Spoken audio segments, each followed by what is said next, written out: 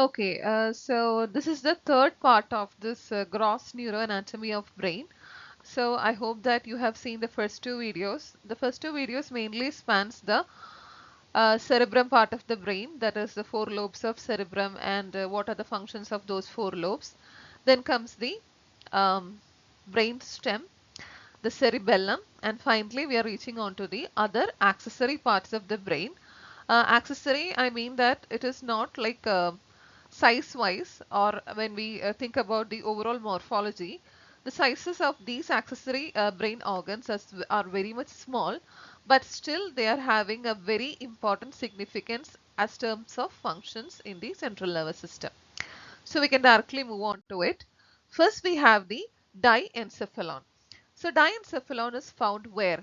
ഇവിടെ നമ്മളൊരു പച്ച കളർ ഹൈലൈറ്റ് ചെയ്ത് കൊടുത്തിട്ടുണ്ട് അല്ലേ? So the diencephalon is found exactly above the brain stem and between the two cerebral hemispheres. അപ്പോൾ ആ ഡയൻസെഫലോണിന്റെ ലൊക്കേഷൻ വളരെ ഇമ്പോർട്ടന്റ് ആണ്. എവിടെയാണ് അത്? ബ്രെയിൻ സ്റ്റെമിന്റെ മുകളിലായിട്ടും രണ്ട് സെറിബ്രൽ ഹെമിസ്ഫിയേഴ്സിന്റെ നടുക്കുമായിട്ടാണ് അത് കാണുന്നത്. ഓക്കെ. So, ഇപ്പോൾ ഈ diencephalon എന്ന് പറയുമ്പോൾ it's just a collective term for subsections of other organs. അപ്പോൾ അത് എന്തൊക്കെയാണ് ഡയൻസെഫലോണിന്റെ റോൾ എന്നത് അതിന്റെ സബ്സെക്ഷൻസ് അല്ലെങ്കിൽ അതിന്റെ ഫെർദർ ക്ലാസിഫിക്കേഷൻ എന്തൊക്കെയാണ് എന്നതിനെ ആശ്രയിച്ചിരിക്കും. Okay, so we can directly move on to the parts of this diencephalon. First we can see the thalamus. Okay, അപ്പൊ ഇവിടെ നോക്കുകയാണെങ്കിൽ നമുക്കറിയാം, ഇപ്പൊ തലാമസ് ആണെങ്കിലും thalamus as well as the brain stem it is highly connected. Okay, അതായത് ഒരു free rotating മോഷനിൽ നമുക്ക് വേണമെങ്കിൽ ബ്രെയിനെ വിഷ്വലൈസ് ചെയ്യാൻ പറ്റും. അതായത് because of the strong connection, tubular connection between the brain stem and the thalamus. Now we have to look forward about the functions of this thalamus. The thalamus എന്ന് പറയുമ്പോൾ it mainly consists of two oval collections of nuclei. ഇപ്പൊ ഈ thalamus എന്ന് പറയുന്നത് ഒരു relay station ആണ്. എന്ന് വെച്ച് കഴിഞ്ഞാല് thalamus is often described as a relay station because almost all the sensory information, അതായത് ഒരുവിധം എല്ലാ സെൻസറി ഇൻഫർമേഷൻസും ഈ പറയുന്ന തലാമസിൽ ഒരു സ്റ്റോപ്പ് സ്റ്റേഷൻ ഉണ്ട്.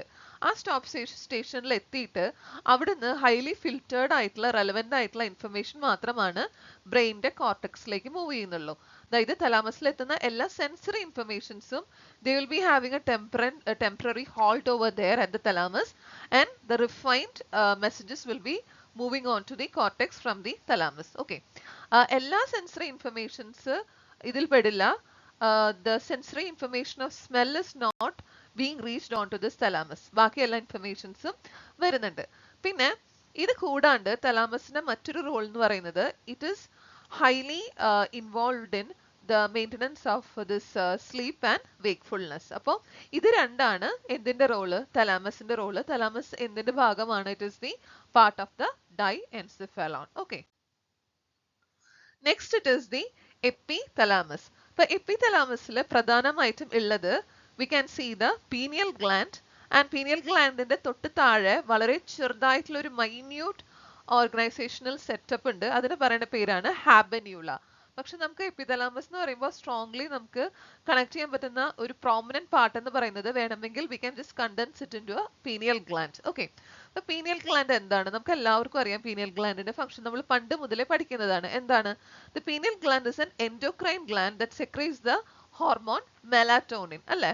അപ്പൊ മെലാറ്റോണിൻ എന്ന് പറഞ്ഞിട്ടുള്ള ഹോർമോൺ ആണ് പീനിയൽ ഗ്ലാൻഡ് സെക്രീറ്റ് ചെയ്യുന്നത്. അപ്പൊ ഈ ഒരു പിക്ചർ നോക്കിക്കഴിഞ്ഞാൽ നമുക്ക് അറിയാൻ പറ്റും മെലാറ്റോണിന്റെ ഫംഗ്ഷൻ എന്താണ്. അതായത് നമുക്ക് ലൈറ്റിന്റെ പ്രസൻസിൽ നമുക്ക് ഉറക്കം വരില്ല, because it stimulates the rods and cones to get awake. Okay, അതേസമയം നൈറ്റിന്റെ പ്രസൻസിൽ, ലൈറ്റിന്റെ അഭാവത്തില് stimulates, it suppresses the rods and cones, ഏത്? മെലാറ്റോണിൻ.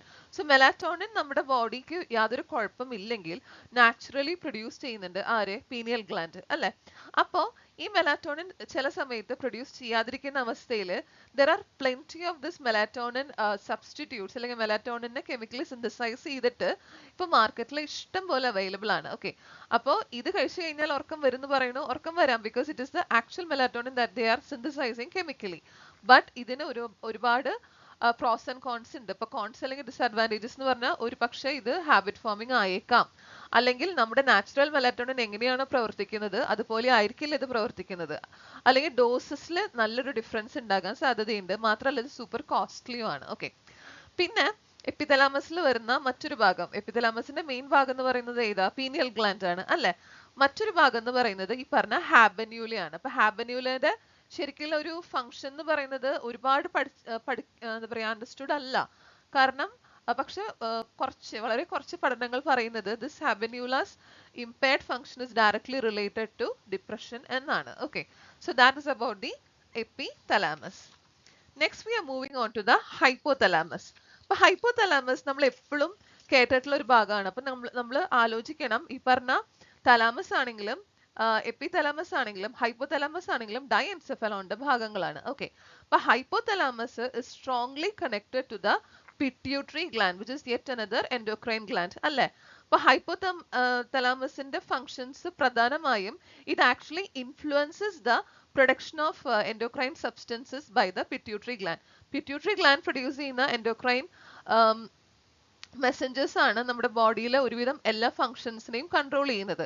അങ്ങനെയുള്ള പിറ്റ്യൂട്ടറി ഗ്ലാൻഡിന്റെ പ്രൊഡക്ഷനെ കൺട്രോൾ ചെയ്യുന്നതാകട്ടെ ഹൈപ്പോതലാമസ് ആണ്. അപ്പൊ ഹൈപ്പോതലാമസും പിറ്റ്യൂട്ടറിയും is in a direct connection with each other, and that connection is known as the hypothalamus pituitary gland. Okay, ഈ HPA axis എന്നാണ് പറയാ, hypothalamus pituitary gland, which is very much relevant in case of stress studies. Okay, അപ്പൊ hypothalamus എന്ന് പറഞ്ഞു കഴിഞ്ഞാൽ it is a very small part of brain that is having the size of an almond. പിന്നെ അതിന്റെ പ്രധാന function എന്ന് പറഞ്ഞു കഴിഞ്ഞാൽ നേരത്തെ ഞാൻ പറഞ്ഞു, it influences the production of this endocrine messengers by the pituitary gland. പിന്നെ ഹൈപ്പോതലാമസിന്റെ മറ്റ് ഫങ്ഷൻസ്, ജനറൽ ഫങ്ഷൻസ് എന്തൊക്കെയാണെന്ന് വെച്ച് കഴിഞ്ഞാല് this is the hypothalamus. It modifies the visceral motility, അതായത് നമ്മുടെ ഇന്റേണൽ ഓർഗൻസിന്റെ പെരിസ്റ്റാൾട്ടിക് മൂവ്മെന്റിനെ അത് ഇൻഫ്ലുവൻസ് ചെയ്യും, നമ്മുടെ റിഫ്ലക്സസിനെ ഇൻഫ്ലുവൻസ് ചെയ്യും. നമുക്ക് നമ്മുടെ പീനിയൽ ഗ്ലാൻഡിന്റെ പോലെ തന്നെ നമ്മുടെ സ്ലീപ്പ് വേക്ക് ഋതത്തിനെ എഫക്ട് ചെയ്യും. Water and salt balance, maintenance of body temperature, അതായത് ഹോമിയോസ്റ്റാസിസ്. അതായത് നമുക്കറിയാം നമ്മുടെ ബോഡി എന്ന് പറയുന്നത് എന്താണ്, നമ്മൾ വാം ബ്ലഡഡ് അനിമൽസ് ആണ്. അതായത് നമ്മൾ വളരെ ചൂടുള്ള ഒരു അറ്റ്മോസ്ഫിയറിലേക്ക് ചെന്നാലും അല്ലെങ്കിൽ ഭയങ്കര തണുപ്പുള്ള ഒരു അറ്റ്മോസ്ഫിയറിലേക്ക് ചെന്നാലും നമ്മുടെ ഇന്റേണൽ ബോഡി ടെമ്പറേച്ചേഴ്സിന് വ്യത്യാസം ഉണ്ടാവില്ല. അങ്ങനെയുള്ള ടെമ്പറേച്ചർ ഹോമിയോസ്റ്റാസിസ് മെയിൻറ്റെയിൻ ചെയ്യുന്നത് ഹൈപ്പോതലാമസിന്റെ ഫംഗ്ഷൻ ആണ്. നമ്മുടെ വിശപ്പ് കൺട്രോൾ ചെയ്യുന്നത്, അതായത് നമുക്കിപ്പോൾ നല്ലോണം ഭക്ഷണം കഴിച്ചു കഴിഞ്ഞാൽ ഞാൻ സാറ്റിസ്ഫൈഡ് ആണ്, എൻ്റെ സ്റ്റമക്ക് നിറഞ്ഞു, എന്റെ വിശപ്പ് മാറി എന്നുള്ളൊരു സിഗ്നൽ കിട്ടും. ആ സിഗ്നൽ കിട്ടുന്നത്, ആ അപ്പറ്റൈറ്റ് നമുക്ക് സാറ്റിസ്ഫാക്ടറി സിഗ്നൽ ആയിട്ട് മാറുന്നത് ഹൈപ്പോതലാമസിന്റെ ഫംഗ്ഷൻ ആണ്. ചില ആൾക്കാർക്ക്, ഇപ്പോൾ നമ്മളുടെ തൃശ്ശൂരുകാർക്ക് ഇപ്പോൾ ഒരു വളരെ പ്രോമിനന്റ് ആയിട്ടുള്ള ഒരു ആളായിരുന്നു റപ്പായി എന്ന് പറഞ്ഞിട്ട്, തീറ്റ റപ്പായി എന്ന് പറയും. അപ്പൊ അദ്ദേഹത്തിന് പഠിച്ചിട്ടുള്ള ഡോക്ടേഴ്സ് പറയുന്നത് അദ്ദേഹത്തിന്റെ ഹൈപ്പോതലാമസിൽ എന്തെങ്കിലും ഒരു ഇമ്പയർമെന്റ് നടന്നതുകൊണ്ട് അദ്ദേഹത്തിന് വിശപ്പ് മാറിയതായിട്ട് തോന്നുന്നുണ്ടാവില്ല എന്ന്. ഓക്കെ, അപ്പോ പിന്നെ the expression of emotional States ഉണ്ട്, നമ്മുടെ സെക്ഷുവാലിറ്റിയുടെ ഫേസസിനെ കൺട്രോൾ ചെയ്യുന്നതും ഹൈപ്പോതലാമസിന്റെയും കൂടി ഫംഗ്ഷൻ ആണ്. ഓക്കെ, നെക്സ്റ്റ് വരുന്ന ഒരു ഭാഗമാണ് ദ ലിംബിക് സിസ്റ്റം. ഇപ്പൊ ലിംബിക് സിസ്റ്റം എന്ന് പറയുമ്പോൾ അത് ഒരു ഇതുവരെയാണ് ലിംബിക് സിസ്റ്റം, അങ്ങനെ ഒരു അനാറ്റമിക്കൽ ബൗണ്ടറീസ് ലിംബിക് സിസ്റ്റത്തിന് ഇല്ല. Limbic system is not defined by strict anatomic boundaries, but it incorporates several important structures, mainly the amygdala. It involves this mammillary bodies, hippocampus, parahippocampus, fornix, as well as amygdala. Amygdala is a part that is present in the center. Somewhere over here we can see the amygdala. Appo ee features nu parayunnathu ee ella kunju entities aanu limbic systemത്തിന്റെ main function. Appo limbic system, it is mainly associated with, so this ipo ee parnittulla ella bhagangalum limbic systemത്തിന്റെ components aanu.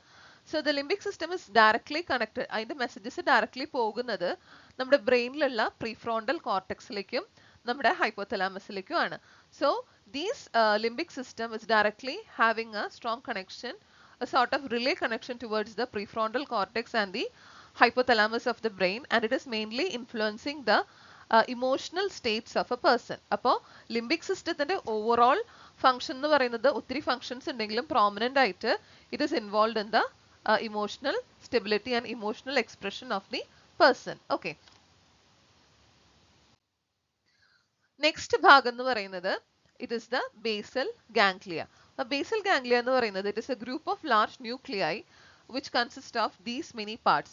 ഇതെല്ലാം ഈ ഭാഗങ്ങളെല്ലാം ഈ പറഞ്ഞ basal ഗാംഗ്ലിയയുടെ parts ആണ്, which is the caudate nucleus, the subthalamic nucleus, substantia nigra, caudate nucleus, second time globus pallidus, extreme capsule, claustrum, external capsule, insula, putamen.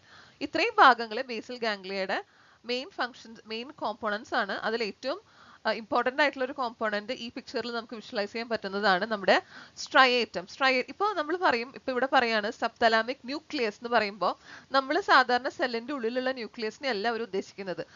അത് nucleus ഇവിടെ terminology കൊടുത്തിട്ടുള്ളത് one of the most prominent part, അതായത് ആ ഒരു എന്താ പറയുക core of that particular area, അതാണ് ഉദ്ദേശിക്കുന്നത്. സോ ഇവിടെ മൊത്തം ബേസൽ ഗാംഗ്ലിയൻ എടുത്തു കഴിഞ്ഞാൽ അതിന്റെ കോർ പാർട്ട് അല്ലെങ്കിൽ കോർ ഫങ്ഷണൽ പാർട്ട് എന്ന് പറയുന്നത് സ്ട്രയേറ്റം എന്ന് പറഞ്ഞിട്ടുള്ള ഒരു പാർട്ടാണ്. അപ്പൊ സ്ട്രയേറ്റം എന്താ ചെയ്യണേന്ന് വെച്ച് കഴിഞ്ഞാല് this striatum is acting as a main area of signal reception for the basal ganglia. It receives information from the whole cortex in a somatotopic fashion. അതായത് നമ്മുടെ ബ്രെയിനിന്റെ കോർട്ടെക്സിൽ നിന്നും this striatum actually gets information from the brain cortex. എന്നിട്ട് ഈ striatum then transfers this information in a relay fashion അല്ലെങ്കിൽ somatotopic fashion. Somatotopic fashion എന്ന് പറയുന്നത് ഒരു point to point contact എന്ന രീതിയാണ് somatotopic fashion എന്ന് പറയുന്നത്. So once this images are this signals are received by the striatum, it is directly transferring that into this premotor area, then to the precentral അല്ലെങ്കിൽ supplementary motor cortex area, then to the posterior parietal cortex area, and then finally to the prefrontal cortex. ഈ ഒരു sequence maintain ചെയ്യുന്നത് നമ്മുടെ basal ഗാംഗ്ലിയയിലുള്ള സ്ട്രയേറ്റം ആണ്, which is actually receiving signals from the cortex and then it is processing through the thalamus into this particular sequence, that is the premotor area, supplementary cortex area, posterior parietal cortex area, and the end destination, that is the prefrontal cortex. So ഈ ഒരു sequence ഈ പറഞ്ഞ basal ഗാംഗ്ലിയയിലുള്ള സ്ട്രയേറ്റത്തിന്റെ മാത്രം പ്രത്യേകതയാണ്. അതായത് നമുക്കിപ്പോൾ ഒരുപാട് നമ്മളിപ്പോൾ എന്താ പറയുക ഫസ്റ്റ് പാർട്ട് തൊട്ട് കവർ ചെയ്യുമ്പോൾ ഒരുപാട് കാര്യങ്ങൾ നമ്മുടെ മനസ്സിലേക്ക് ഇങ്ങനെ വരും. അപ്പം നിങ്ങൾ എന്താ ചെയ്യേണ്ടതെന്ന് വെച്ച് കഴിഞ്ഞാൽ ഇപ്പോൾ നമുക്ക് വേണമെങ്കിൽ ഇപ്പോൾ നമ്മുടെ ബേസൽ ഗാംഗ്ലിയയില് ഗ്ലോബസ് പാലിഡസ് ഇന്റേണസ് ഉണ്ട്, സബ്തലാമിക് ന്യൂക്ലിയസ് ഉണ്ട്.